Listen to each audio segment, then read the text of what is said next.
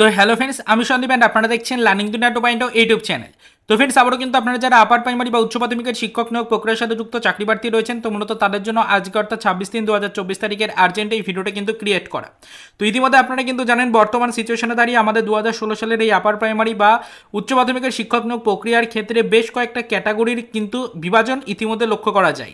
আপনারা সকলে জানেন বর্তমান পজিশনে দাঁড়িয়ে আমাদের এই রিক্রুটমেন্টের উপরে টোটাল 3 থেকে 4 ধরনের ক্যাটাগরি কিন্তু বিভাজন হয়ে গেছে অলরেডি। তার মধ্যে একটি ক্যাটাগরি হচ্ছে যোগ্য বঞ্চিত চাকরি প্রার্থী, যারা অলরেডি কিন্তু কলকাতায় মাতঙ্গিনী হাজরা মূর্তির পাদদেশে অবস্থান বিক্ষোভ কিন্তু সমানে চালিয়ে চলেছেন।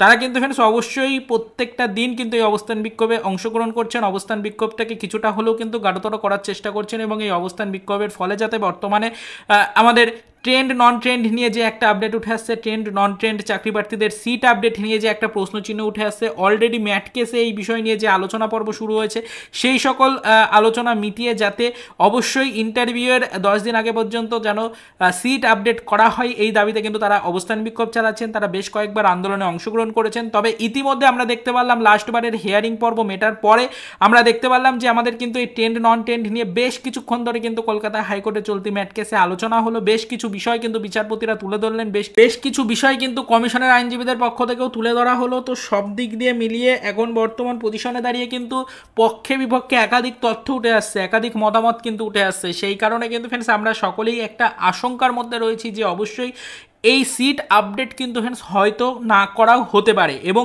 ট্রেন্ড নন ট্রেন্ড নিয়ে যে একটা জল্পনা রয়েছে সেই জল্পনাটা হয়তো সেরকমভাবে সমাধান নাও পেতে পারে। এরকমেরই একটা প্রশ্নচিহ্ন অলরেডি চাকরি প্রার্থীদের মনে উঠে আসছে। তারা কিন্তু অনেকটাই আশঙ্কাবাদী এই বিষয়টা নিয়ে। সেই কারণেই কিন্তু ফ্রেন্ডস একটা নতুন ডেট সিলেক্ট করা হয়েছে যোগ্য বঞ্চিত চাকরি প্রার্থীদের পক্ষ থেকে। তাদের অবস্থান বিক্ষোভে চলা অবস্থান মঞ্চ থেকে কিন্তু ফ্রেন্ডস এই ডেটটাকে সিলেক্ট করা হয়েছে। সেটা হচ্ছে আগামী 28 তারিখের ডেট, 28শে মার্চের ডেটটাকে কিন্তু সিলেক্ট করা হয়েছে। যোগ্য বঞ্চিত চাকরি প্রার্থীরা একত্রিত হয়ে আগামী 28 তারিখ কিন্তু এক মহা আন্দোলনে অংশগ্রহণ করতে চলেছেন, এরকমেরই একটা মহা সিদ্ধান্ত কিন্তু নেওয়া হয়েছে। তো যারা মূলত যোগ্য বঞ্চিত চাকরি প্রার্থী রয়েছেন এবং ট্রেন্ড নন ট্রেন্ড নিয়ে যারা মূলত টেনশনের মধ্যে রয়েছেন এবং তার সাথে সাথে যারা কিন্তু ইন্টারভিউর 10 দিন আগে পর্যন্ত সিট আপডেটের দাবি জানাচ্ছেন, তারা সকলেই একত্রিত হয়ে কিন্তু এই আন্দোলনে অংশগ্রহণ করতে পারেন। ইতিমধ্যে সিট আপডেট এবং ট্রেন্ড নন ট্রেন্ড নিয়ে বর্তমান পরিস্থিতিতে দাঁড়িয়ে এরকমই একটা চাঞ্চল্যকর আপডেট বা একটা পরিস্থিতি কিন্তু তৈরি হয়েছে। তাই চাকরি প্রার্থীরা 28 তারিখের ডেটটাকে কিন্তু বেছে নিয়েছেন।